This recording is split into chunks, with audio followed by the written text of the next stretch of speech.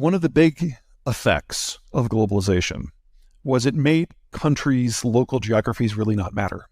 The Americans took care of economic security and physical security, and if they do that, then you can do pretty much whatever you want. And this has enabled countries like Germany and Korea to do very well for the last 75 years. If the Americans step back from that, if geography matters again, if demographics are still in flux and declining, it's not a great picture overall, certainly not on average, but there are plenty of places where the geography is actually really good. And there are some places where the demographics are just fine. And those places, freed of the competition from those places that have basically been subsidized by the American strategic order, they're going to do great. So, I'm a big fan of the United States. We've got the best demography in the rich world. We've got ocean moats. We've got a great partner in Mexico that is not just proximate, but demographically robust. I can see any number of economic sectors in the North American space doing great. I think we're going to double the size of our industrial plant over the next 5 years. I see our presence in food and agricultural markets exploding because we're going to be some of the very few positions in the planet that can actually maintain or even expand output. In the European space, watch the Scandinavians. They are not, for the most part, integrated with continental Europe, certainly not with the Germans. They've got their own energy supplies from the North Sea, and they've got excellent relations, not just with the Brits, but with the Americans as well. So I can see, in some way, a degree of economic association that could work for them very, very well, especially if Russia loses this war. In terms of East Asia, look to Japan, not because it has a great geography or for economic development, it doesn't, or a good demography, it's the oldest in the world, but the Japanese saw the writing on the wall, and they realized that their demographics were terminal, and they realized that economically, if they couldn't part with the United States, it wasn't even worth trying. So they got a humiliating trade deal with the Trump administration. And then when the Biden administration came in, they communicated that they have no desire to change the terms. They have found a way to get along with both sides of the American political aisle in the midst of our transition. That is a big achievement, and they managed to pull it off. So they're now part of the Friends and Family Network and kind of piggyback on the strengths of North America. Southeast Asia looks great to me. They're going to pick up a lot of the manufacturing that the Chinese and Europeans are going to drop. And they're young enough demographically that they're going to be a powerful pole of consumption all by themselves. So don't think of this as the end of everything. Think of this as the end of a chapter. We're moving into a new era where the rules have shifted, and what makes up a geography of success is going to look a lot more familiar to what it did before 1945 than in this artificial period from 1945 to 2020. There are some countries that might, emphasis on the word might, be able to pull it off. The advantage that the Japanese had is they started this back in the mid-1990s. They realized as early as 1985 that their demographics were terminal, which incidentally is about the same time they turned terminal in Germany. And they started working on things to make it better. So that is automation, that is outsourcing or desourcing or whichever sourcing you want to call it.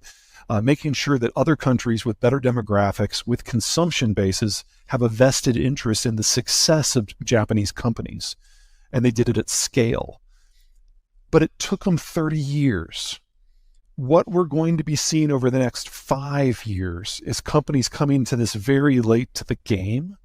And it'll probably be a corporate-driven strategy as firms are desperate to get exposure to consumption bases, as opposed to a state-driven strategy like it was in Japan, where it was about national survival. And that's a very different list of countries. So to a degree, I can see the Brits and the Dutch pulling that off, but that's a really small carry. Those aren't huge countries, and the Brits actually have a pretty healthy demography by European standards already. Germany can't do this. It's too late. And there are more people in Germany in their 60s than their 50s, than their 40s, than their 30s, than their teens and children. So the scale of displacement that would have to happen is beyond the capacity of Germany to finance, and it would destroy the German employment base anyway. But they're going to try.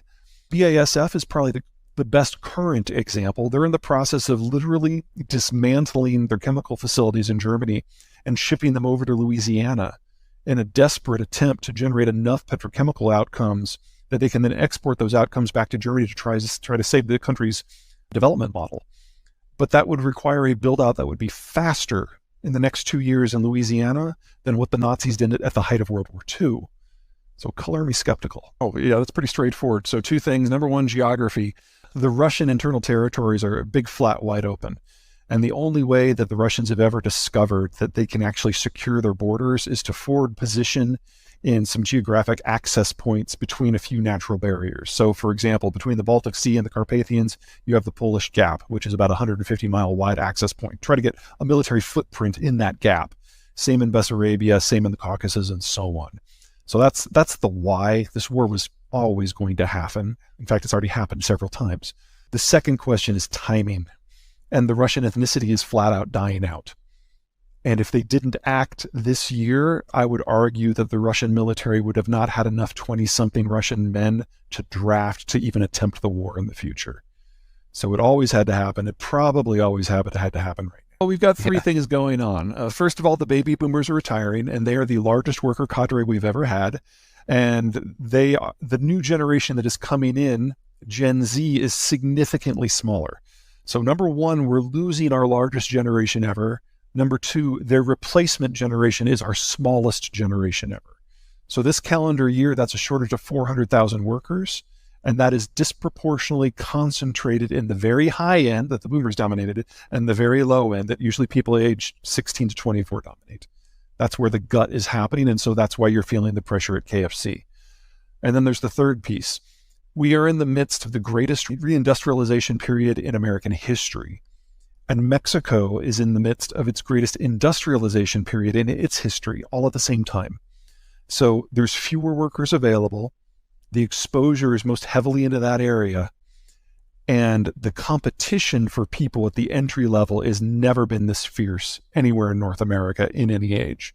All that at the same time, you have to use the kiosk. You heard it right. The Chinese system is breaking down for a number of internal and external issues of part demographics. They're the fastest aging society in human history. And they're now admitting that they overcounted their population by in excess of 100 million people aged 40 and under. So it is already a country in advanced demographic collapse, and this is China's last decade period. Whether or not it collapses sooner is an issue of management and Ukraine war stuff, and none of that looks particularly good. So we're looking at losing Chinese manufacturing in total and German manufacturing in near total, more or less at the same time. So our choice is double our industrial plant or go without stuff. Americans love their stuff. I am not a CFA, so let's start with that. But before the Ukraine war, all of my stuff was in long-term plays. So I look for firms where their supply chain is within the United States, where the product is energy intensive in its production.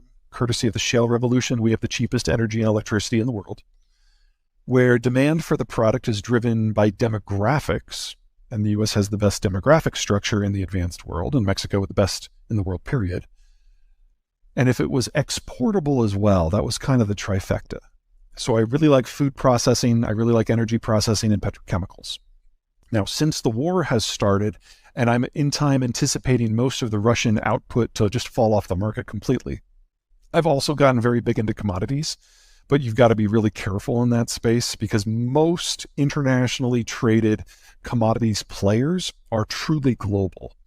And so consider agriculture. If you want to get into ag, your default is to go with the big four, ADM, Bunge, that crowd. But their biggest assets are in Russia and Ukraine, and they're going to lose all of them. So I don't want exposure to that. You have to look at actually where the players are exposed in addition to what they're making. We're not used to thinking of geography when we're making investment decisions, and we're going to have to develop that habit very quickly.